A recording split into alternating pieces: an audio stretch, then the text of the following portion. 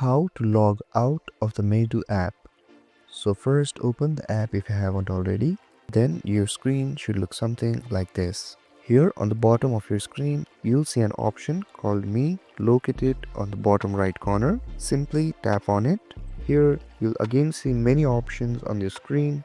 Simply tap on the first option called Account and Security. Then after tapping on it, you'll see an option called Logout right here. Simply tap on it and tap Enter, and this is it.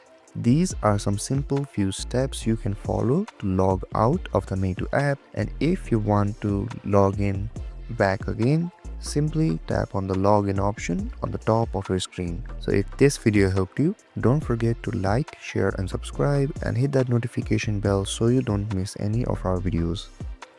Thank you so much for watching, and I'll see you guys next time.